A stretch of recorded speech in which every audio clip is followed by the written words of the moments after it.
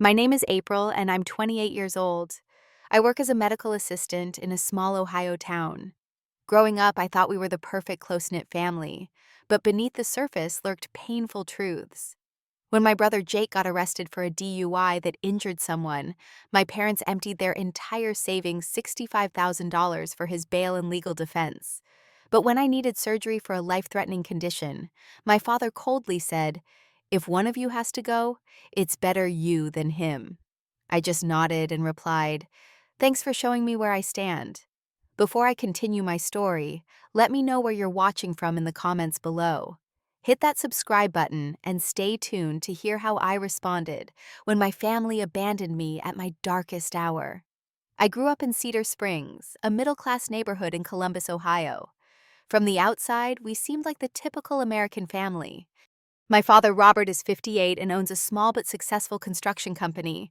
My mother, Diana, 55, taught third grade at the local elementary school. Then there's my brother Jake, 4 years older than me at 32.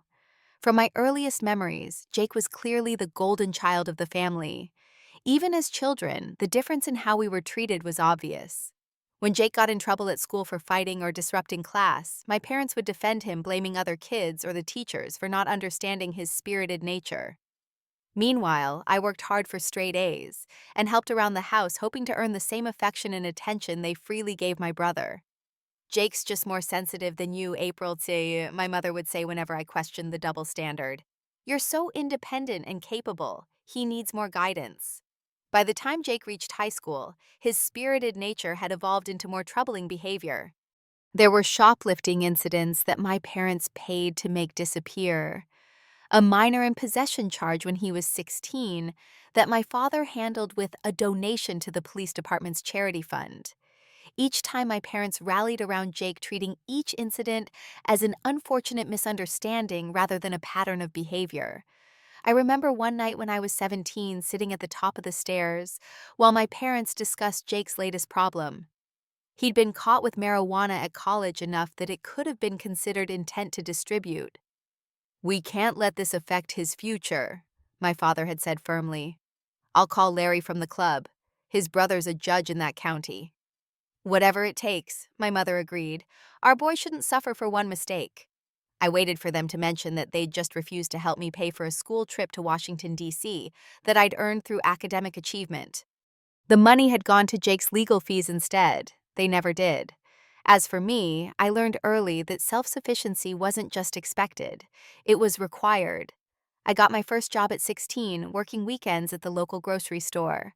By 18, I was working nearly full-time while attending community college, paying my own way because college is a privilege, not a right. At least for me. Jake had gone to Ohio State fully funded by our parents, despite his mediocre grades and tendency to change majors annually. My health issues began when I was 19. I started experiencing persistent back pain and unusual fatigue. After putting off seeing a doctor because of the cost, I finally went, when the pain became unbearable. The diagnosis was kidney disease. Not immediately life-threatening, but something that needed monitoring and management with medication. "If it ever gets serious, we'll help with the medical bills," my father had promised during a rare moment of parental concern.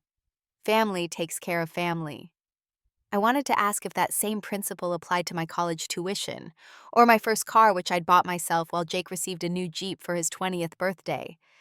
But I held my tongue, grateful for even the conditional promise of support. After finishing my associate's degree, I became a certified medical assistant.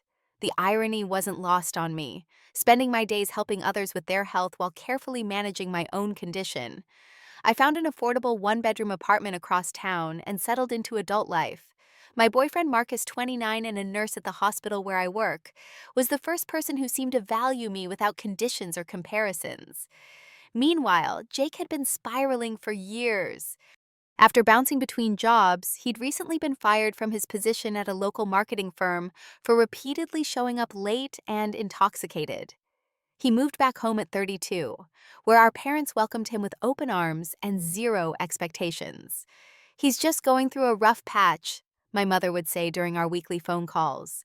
"Your brother's so talented, he just hasn't found his calling yet." I tried once to express my concerns about Jake's drinking and increasingly erratic behavior. I think Jake might need professional help, Mom. His drinking seems out of control and those friends he's hanging out with seem sketchy. That's just sibling rivalry talking, she dismissed immediately. You've always been jealous of the special bond Jake and I have. I stopped bringing it up after that, watching from a distance, as my brother's life continued its downward trajectory, and my parents continued to enable his every bad decision. Little did I know that the pattern established over decades was about to reach its breaking point in ways none of us could have anticipated. The foundation of family loyalty was about to be tested, and the results would change all our lives forever. The phone jolted me awake at 2:13 in the morning. Late-night calls trigger an instant panic response for anyone, but for medical professionals like me, they usually mean something terrible has happened at work. Instead, it was my mother, her voice shaking and barely coherent. "Jake's been arrested," she managed between sobs. "Your father and I are heading to the police station now." "What happened?" I asked, instantly alert despite the hour. "He hit another car. They're saying he was drunk, but you know how police exaggerate these things." The details emerged in fragments between my mother's denials. Jake had left a bar heavily intoxicated and driven his car straight through a red light, T-boning another vehicle. The driver, a 25-year-old woman named Sophia, had been rushed to the hospital with serious injuries. Jake was unharmed, but facing charges of DUI with injury of felony in Ohio. "We need to get him out of there," my mother insisted. "He can't spend the night in jail. You know how sensitive he is." I thought about Sophia, the unknown woman now fighting for her life because of my brother's selfishness, but kept those thoughts to myself. "I'll meet you at the station," I said instead. The police station was blindingly bright after the dark drive. My parents were already there, my father pacing the lobby while my mother sat with red-rimmed eyes. They barely acknowledged my arrival, too focused on Jake's predicament. "They're saying bail won't be set until the morning hearing," my father explained, running a hand through his thinning hair. "We need to get him the best lawyer in the city." "What about the woman he hit?" I asked. My mother looked up sharply. "That will all get sorted out. Right now, our priority is Jake." Over the next few hours, I watched my parents mobilize resources with remarkable efficiency. My father made call after call, reaching out to friends with legal connections. My mother contacted family members asking for loans. By dawn, they had secured Thomas Wellington, one of the most expensive criminal defense attorneys in Columbus, who agreed to meet us at the courthouse for the bail hearing. "It's going to take everything we have," my father told my mother in a hushed voice when they thought I couldn't hear. "The second mortgage was approved. I'll empty the joint savings account on the way to the courthouse." "Whatever it takes," my mother replied, echoing the mantra of Jake's entire life. The bail hearing was set for 9 a.m. We sat in the courtroom, a study in contrasting emotions. My parents were tense, but determined, the lawyer confident and poised. And Jake, when they finally brought him in, looked surprisingly untroubled for someone facing serious criminal charges. He offered our parents a small smile that contained no remorse, no acknowledgement of the chaos he had created. The prosecutor laid out the case in stark terms. Jake's blood alcohol level had been more than twice the legal limit. The victim, Sophia Turner, had suffered a broken pelvis, shattered femur, and internal bleeding. She was currently in the ICU with an uncertain prognosis. Given the severity of the charges and Jake's previous DUI from 3 years ago, the prosecutor requested a high bail amount. "Your Honor," Wellington argued smoothly, "Mr. Greenfield has deep ties to this community. His parents are respected business owners and educators. He poses no flight risk and deserves the opportunity to assist in his own defense from outside a jail cell." The judge set bail at $50,000. On top of that, Wellington required a $15,000 retainer. I watched as my father wrote checks without hesitation, emptying an account that represented decades of careful saving. "Dad," I said quietly as we left the courthouse, "that's your retirement money." "Family comes first," he replied firmly. "We'll figure the rest out later." Outside the courthouse, I noticed a group of people huddled together, watching us with undisguised hostility. From their resemblance to each other, I realized they must be Sophia's family. A woman who looked to be her mother was being supported by 2 others. her face drawn with worry and lack of sleep. Our eyes met briefly, and the naked pain in her expression hit me like a physical blow. These were the real victims of Jake's selfishness, not just the injured woman, but everyone who loved her. As we walked to our cars, my parents fussed over Jake like he was the victim, asking if he'd been treated well in lockup, if he needed anything, assuring him everything would be okay. Not once did they mention Sophia's name or condition. Not once did they suggest that Jake take responsibility for what he'd done. "The important thing is to focus on your defense," my father was saying. "Wellington thinks we can argue that the intersection lighting was poor and that field sobriety tests are notoriously subjective." I couldn't listen anymore.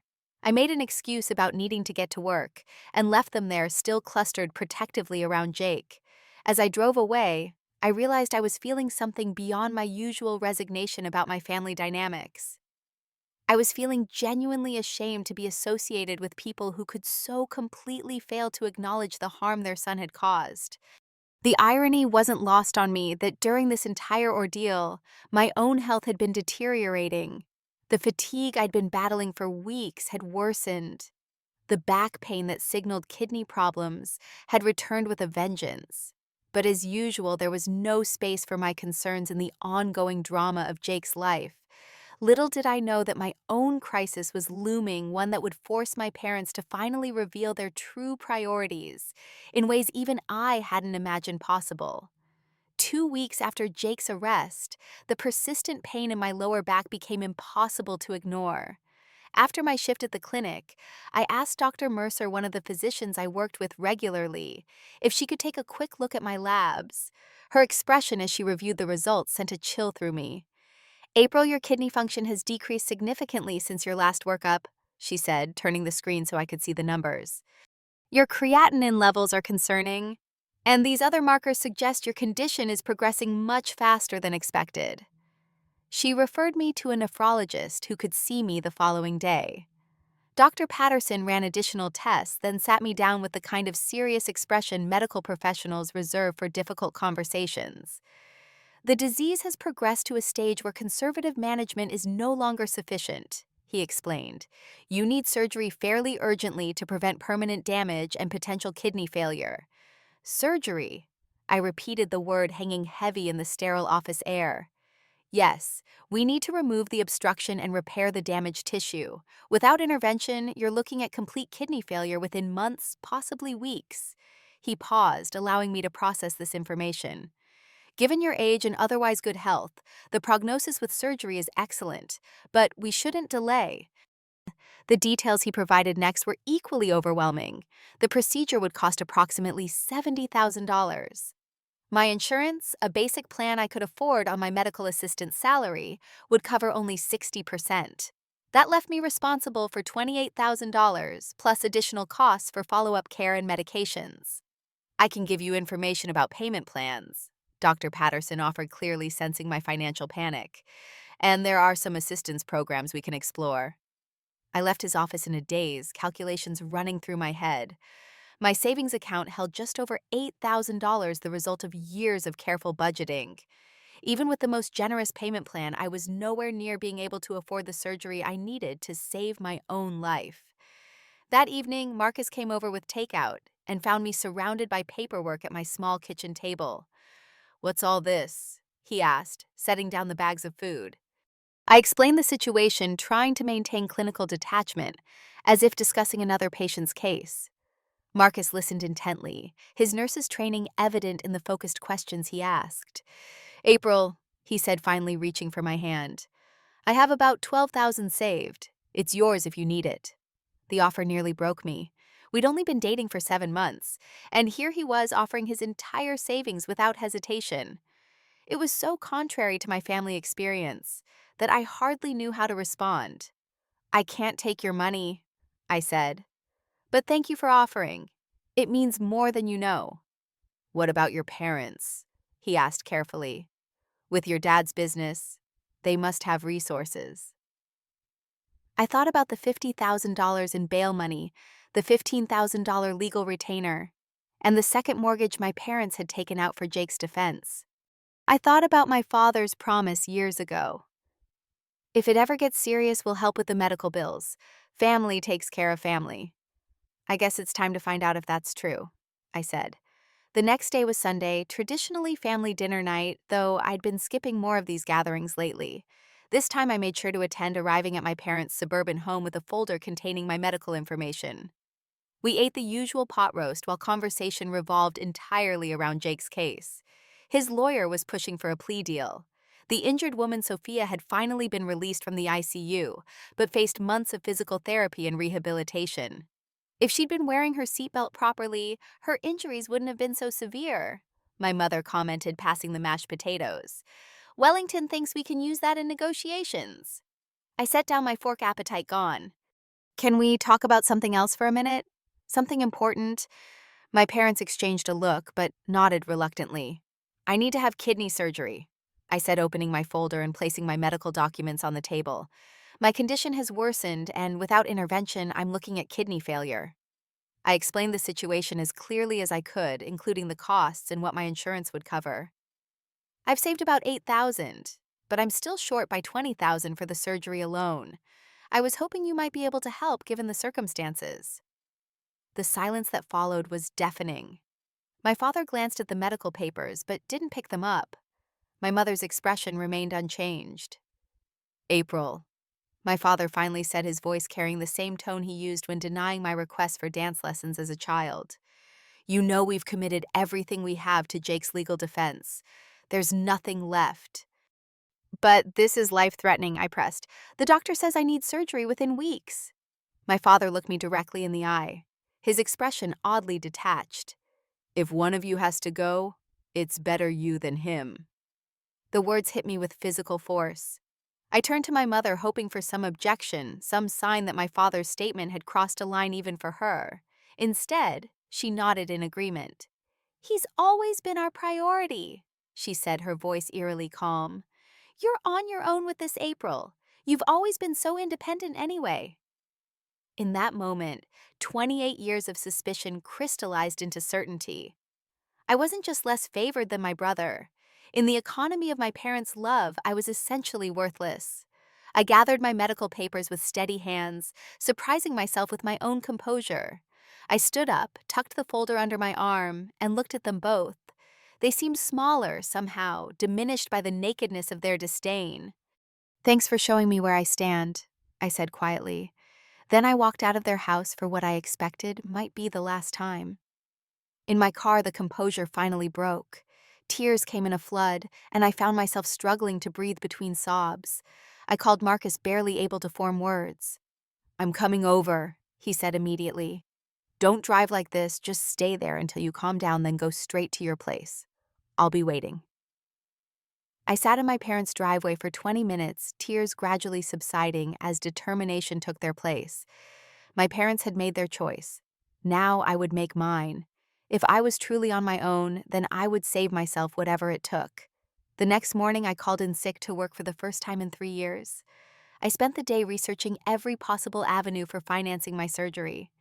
The hospital financial counselor offered a payment plan that would stretch over 60 months, but even those payments would strain my budget beyond breaking point.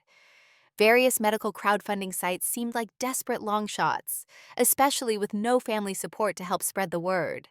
Marcus had repeated his offer to contribute his savings, and while I was deeply moved by his generosity, I was reluctant to start our relationship with such a significant financial imbalance. Besides, even with his contribution, we'd still be short by thousands. Desperate for any solution, I began sorting through a box of family documents I'd stored in my closet. Birth certificate, immunization records, the deed to my car, and at the bottom a folder labeled Grandma's Will. My maternal grandmother had passed away when I was 22. She'd left most of her modest estate to my mother, with small bequests to Jake and me. My portion had been $5,000, which had helped me finish my certification program. But as I reviewed the will, now a detail caught my attention that I'd forgotten about entirely. And to my granddaughter April, I leave my mineral rights to the 20 acres in Crawford County, Pennsylvania. At the time, I hadn't thought much about this bequest. The land had been in my grandmother's family for generations, but had never produced any income as far as I knew. Now, though, with desperation sharpening my focus, I began to research exactly what mineral rights meant and whether they might have any value. What I discovered over the next few days transformed my situation completely. The land sat within the Marcellus Shale region, one of the largest natural gas fields in the United States. In recent years, energy companies had been actively acquiring mineral rights throughout the area for natural gas extraction through hydraulic fracturing or fracking. I consulted with a local attorney, Judith Rivera, who specialized in mineral rights. She confirmed that my rights could indeed be valuable, potentially very valuable, given the location. You have two options, she explained during our consultation. You can lease the rights and receive ongoing royalties if gas is extracted, or you can sell the rights outright for a lump sum. Which would you recommend in my situation? I asked. Given your medical needs, selling might make more sense. It provides certainty and immediate funds. Leasing offers potentially higher returns over time, but there's no guarantee they'll drill, and royalties can take months or years to materialize. Following her advice, I discreetly listed my mineral rights as available for purchase. The response was immediate and overwhelming. Within days, I received calls from multiple energy companies interested in acquiring the rights. The process raised ethical questions I hadn't anticipated. Research revealed environmental concerns about fracking, including potential water contamination and increased seismic activity. I spent several nights reading scientific papers and environmental reports, trying to reconcile my urgent need for funds with the potential long-term impacts of my decision. Ultimately, I decided to proceed with selling rather than leasing, reasoning that someone would eventually extract the gas, whether I sold now or later. At least this way I could use the funds for a genuine medical necessity rather than profit. I engaged in negotiations with several companies, leveraging competing offers to drive up the price. Throughout this process, I told no one except Marcus and my attorney what I was doing. Certainly not my parents or Jake. The final offer came from Keystone Energy, $125,000 for the full mineral rights to the 20 acres. After Judith's fees and taxes, I would clear approximately $105,000. More than enough for my surgery and recovery, with a substantial amount remaining. The day I signed the final paperwork and received confirmation of the wire transfer to my account, I experienced a bewildering mix of emotions: relief about my medical situation, gratitude toward my grandmother, whose gift would literally save my life, sadness that I'd had to resort to selling a family legacy, and beneath it all, a smoldering anger at my parents, whose abandonment had forced this choice. "You did what you had to do," Marcus assured me that evening as we sat on my small balcony. "And your grandmother would probably be happy knowing her legacy is helping you when you need it most." I nodded, watching the sunset paint the sky in shades of orange and purple. "I'm scheduling the surgery tomorrow, and I'm not telling them." Marcus didn't have to ask who "them" referred to. He simply took my hand and squeezed it in silent support. The next morning, I called Dr. Patterson's office and scheduled my surgery for the following week. For the first time since my diagnosis, I allowed myself to believe I might actually survive this ordeal, not just physically, but emotionally as well. The road ahead would be difficult, but at least now I could see a path forward, one I had created entirely on my own. The day of my surgery arrived with a mix of anxiety and determination. Marcus picked me up at 5:30 in the morning, my overnight bag packed with essentials. The hospital corridors were quiet at that hour, the harsh lighting giving everything a slightly surreal quality. "Are your parents meeting us here?" the intake nurse asked as she processed my paperwork. "No," I replied simply. "Just my boyfriend today." She glanced at Marcus, then back at me, clearly noting the absence of family, but professional enough not to comment further.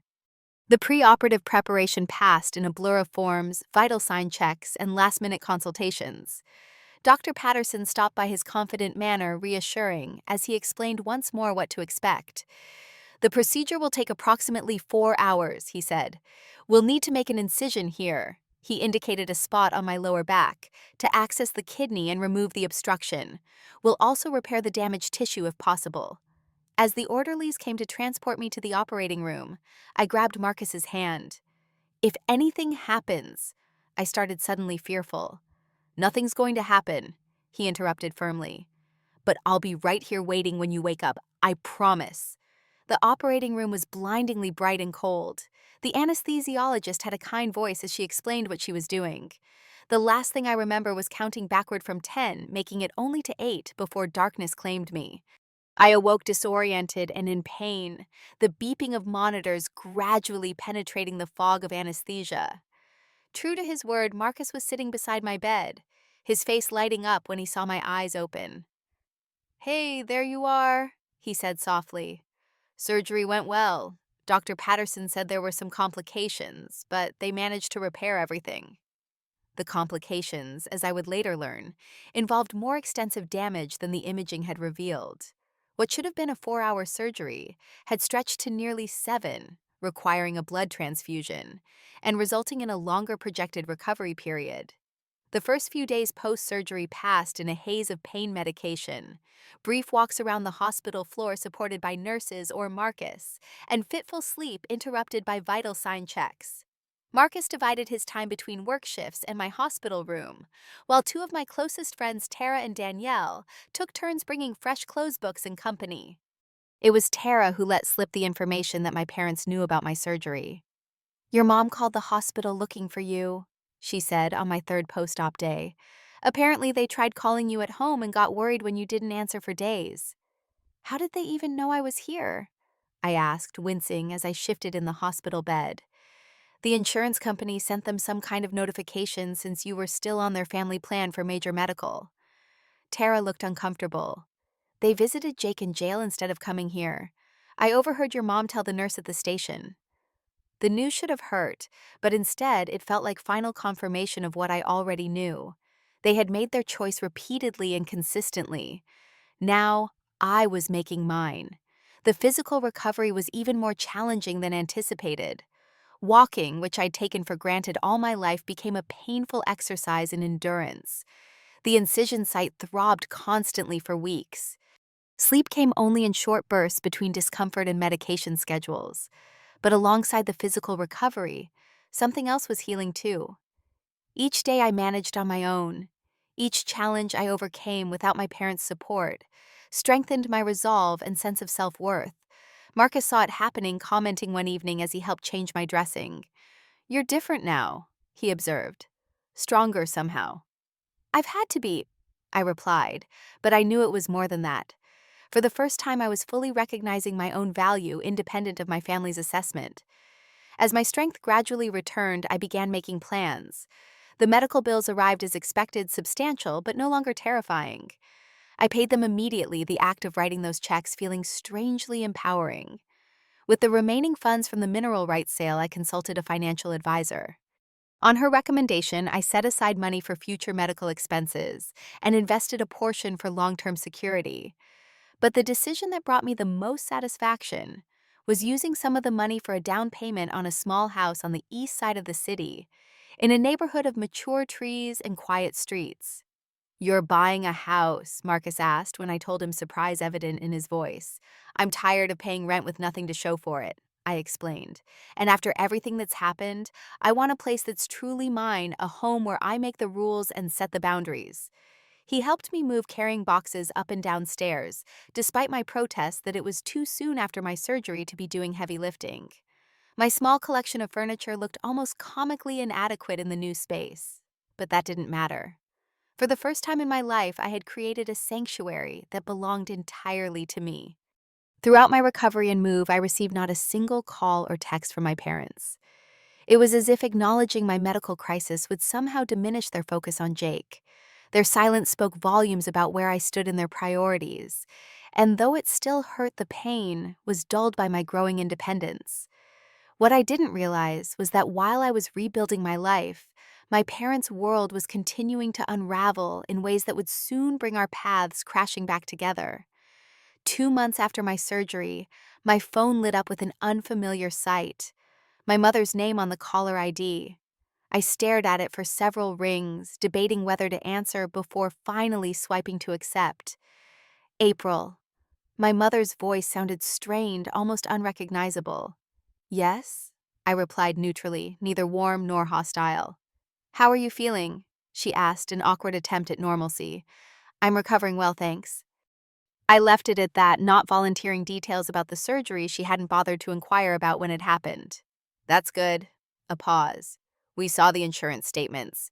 I didn't realize your condition was so serious." The implicit question hung in the air. Why didn't you tell us? I let it hang there, unwilling to point out the obvious answer. "April," she continued when I didn't respond. "I'm calling because we need to talk about something important. Your father and I are in a difficult financial situation." Of course. Not a call to check on my health or express belated concern, but a call because they needed something. "Jake's case has taken a turn for the worse," she explained. "The woman he hit, her injuries turned out to be more severe than initially thought. She has permanent nerve damage and won't be able to return to her job as a physical therapist." I thought about Sophia, the young woman whose life had been irreversibly altered by my brother's selfishness, and felt a surge of empathy for her. "The prosecutor is pushing for maximum penalties," my mother continued, oblivious to my thoughts. "We've had to increase Wellington's retainer, and there might be a civil suit coming as well." "I'm sorry to hear that," I said, the polite response automatic, even as I wondered where this was leading. "We were hoping you might be able to help out just until we get through this rough patch.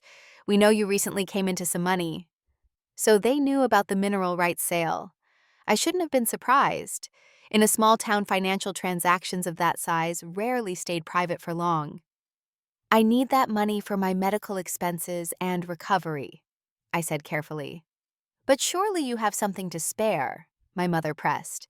"Family has to stick together in times of crisis." The irony of her statement was so stark that I almost laughed.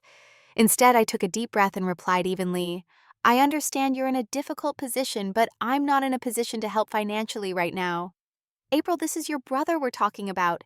He could go to prison for years." "Yes, for a crime he committed," I pointed out. "Actions have consequences, Mom." "I can't believe you're being so cold," she said, her voice hardening. "After everything we've done for you." That broke through my composure.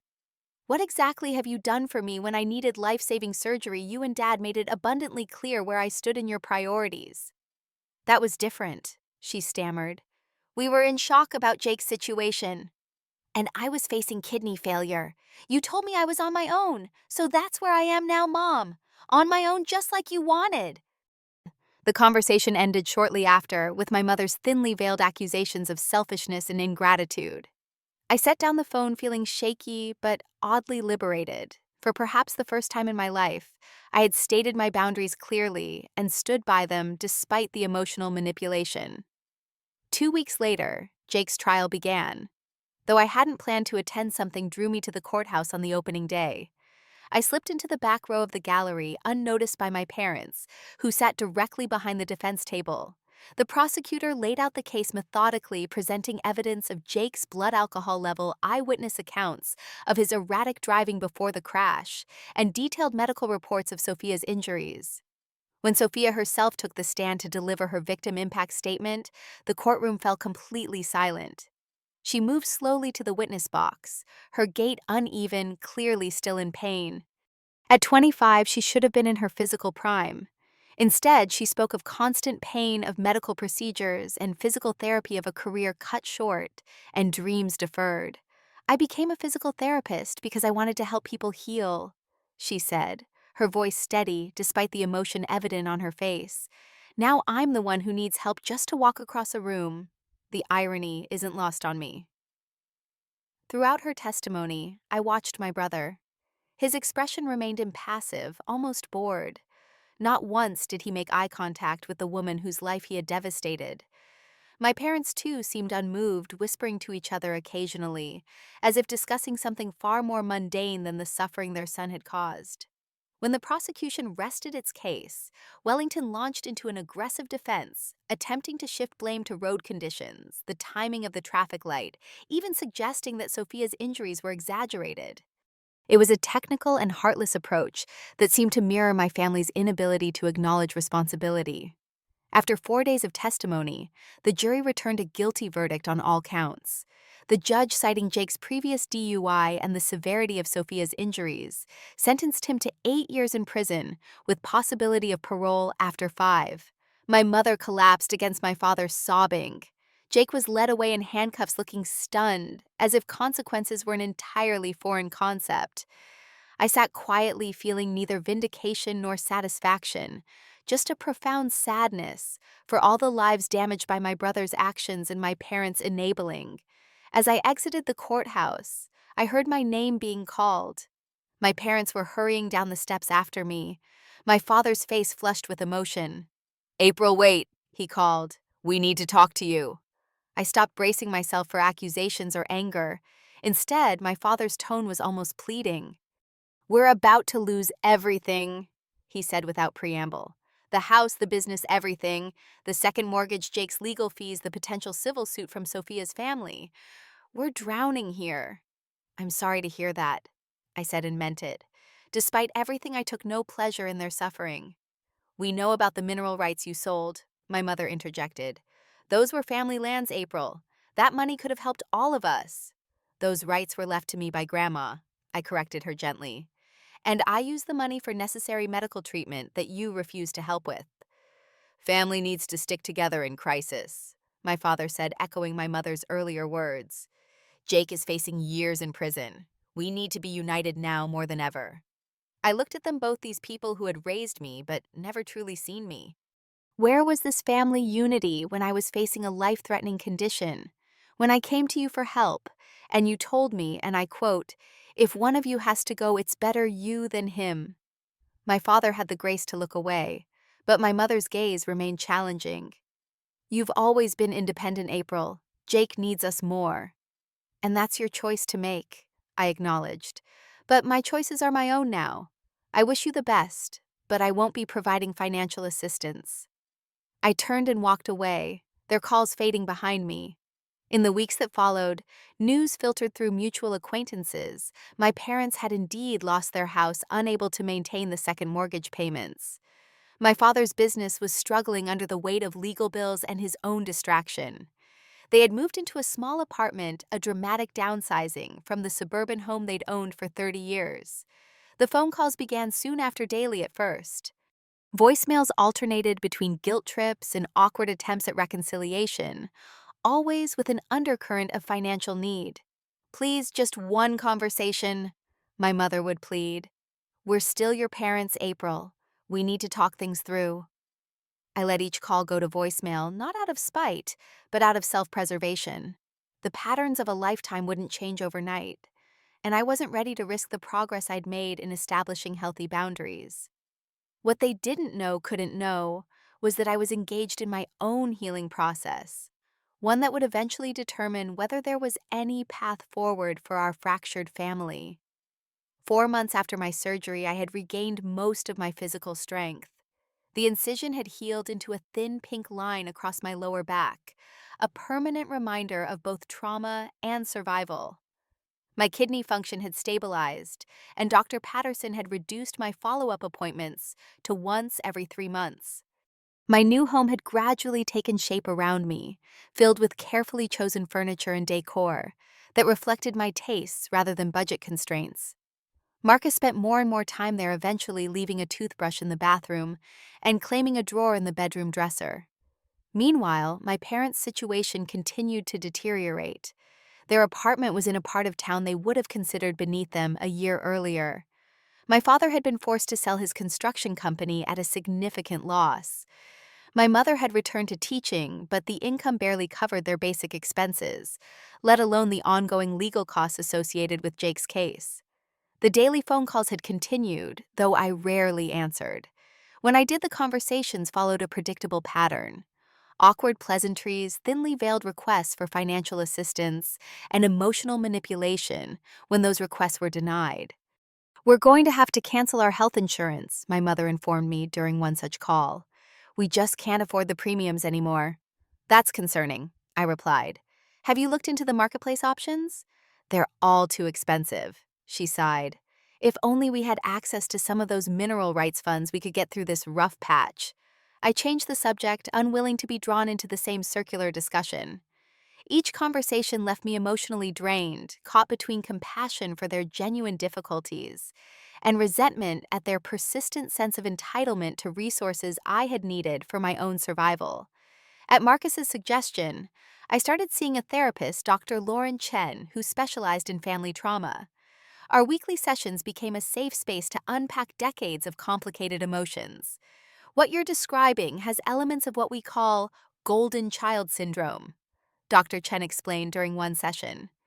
Families sometimes designate one child as the focus of their hopes, dreams, and resources, while expecting another child to be self-sufficient regardless of circumstances. So it wasn't just in my head, I said, the validation both comforting and painful. No, it wasn't. And their response to your medical crisis was a particularly extreme manifestation of this pattern. She leaned forward slightly. The question now is, what kind of relationship do you want with your parents moving forward, if any? It was a question I wrestled with daily. Despite everything, these were the people who had raised me.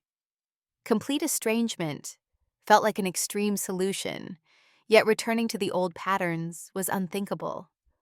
As I worked through these questions in therapy, I was simultaneously building a chosen family around me. Marcus, of course, was central to this new foundation. But there were others, Tara and Danielle, who had supported me through surgery and recovery, colleagues from the clinic who had covered my shifts and sent flowers, neighbors who checked in with home-cooked meals and offers of help. I realized that family could be defined by actions rather than blood, by mutual support rather than obligation. This insight didn't solve the question of my parents, but it did provide a framework for evaluating relationships based on their health rather than their history. Then came the day when my father showed up at my door unannounced. He looked older than I remembered, the stress of recent months evident in the new lines on his face and the slight stoop of his shoulders. "Can we talk?" he asked simply.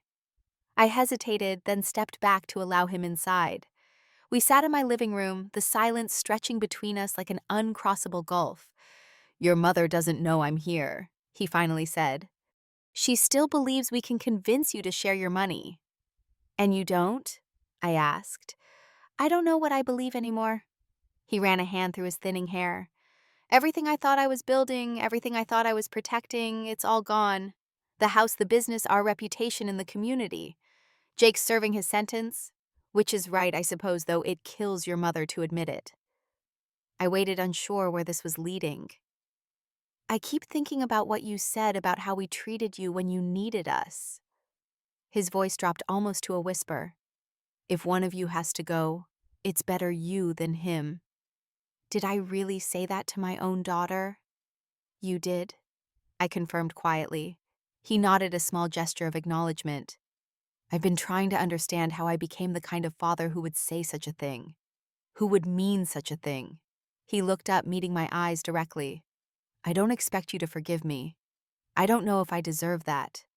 But I wanted you to know that I see it now, what we did to you. Not just with the surgery, but your whole life." It wasn't a complete apology, and it didn't address the decades of favoritism and neglect, but it was perhaps the most honest conversation we'd ever had. "What do you want from me, Dad?" I asked.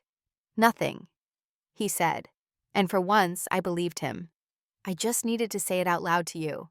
What happens next is up to you." After he left, I called Marcus and told him about the conversation. Then I called Dr. Chen and scheduled an emergency session. The walls I had built around my heart to protect myself from my parents' indifference were being tested, and I needed guidance to navigate this unexpected development. The following weekend, I agreed to meet both my parents at a neutral location, a coffee shop downtown. The conversation was difficult, halting with long silences and occasional tears. My mother struggled more than my father to acknowledge the patterns of favoritism, still insisting that they had done the best they could with a sensitive son and an independent daughter. "But those were roles you assigned us," I pointed out. "Jake wasn't inherently more deserving of support, and I wasn't inherently less deserving of care." By the end of our 2-hour conversation, little had been resolved. My mother still clearly hoped for financial assistance, though she didn't ask directly.